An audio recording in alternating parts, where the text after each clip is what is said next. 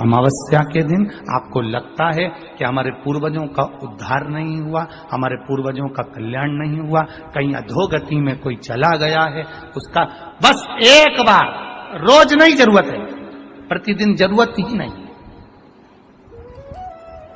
महीने में एक बार अगर अमावस्या के दिन भी आपने चंदन के थोड़ा सा चंदन अगर मेरे देवाधिदेव महादेव को 7 स्थान पर समर्पित किया है।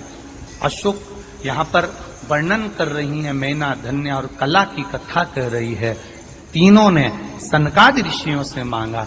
चंदन भगवान को अति प्रिय होता है और चंदन ही एक ऐसा होता है जो पितरों को भी प्रिय होता है, जिसका स्पर्श मात्र लगने से पूर्वजों का कल्याण हो जाता है। वो चंदन का 7 स्थान शिवलिंग के बताए हैं, जहां पर भूल से भी अगर कोई चंदन की उंगलियां लगा देता है, 7 स्थान ऐसे हैं जहां चंदन की मात्र उंगलियां लगा देने से ही शिव पितृलोक के पितरों को मुक्ति प्रदान करके वैकुंठ लोक का निवास दे देते हैं। 7 स्थान।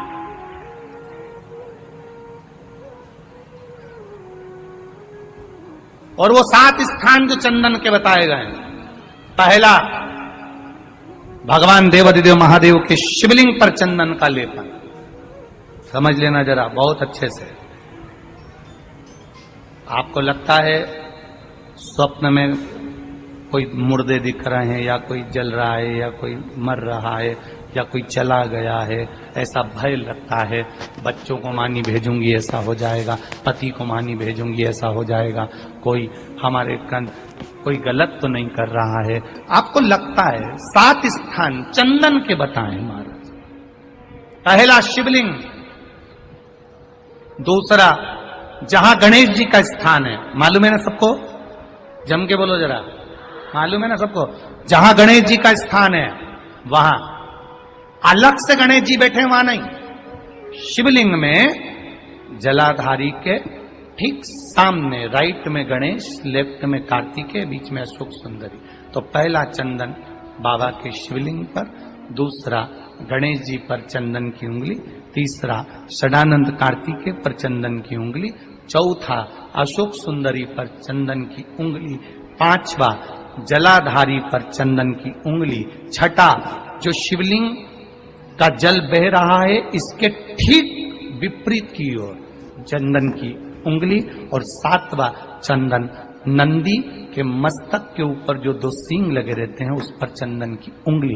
ये कब लगाई जाती है? या तो अमावस्या के दिन आपको लगता है कि हमारे पूर्वजों का उद्धार नहीं हुआ, हमारे पूर्वजों का कल्याण नहीं हुआ, कहीं अधोगति में कोई चला गया है, उसका बस एक बार, रोज नहीं जरूरत है, प्रतिदिन जरूरत ही नहीं, महीने में एक बार अगर अमावस्या के दिन भी आपने चंदन के थोड़ा सा चंदन अगर मेरे देवाधिदेव महादेव को 7 स्थान पर समर्पित किया है। अशोक यहाँ पर वर्णन कर रही है, मैना, धन्य और कला की कथा कह रही है। तीनों ने सनकादि ऋषियों से मांगा।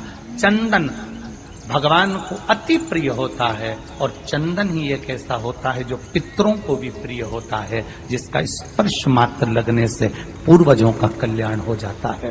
वो चंदन का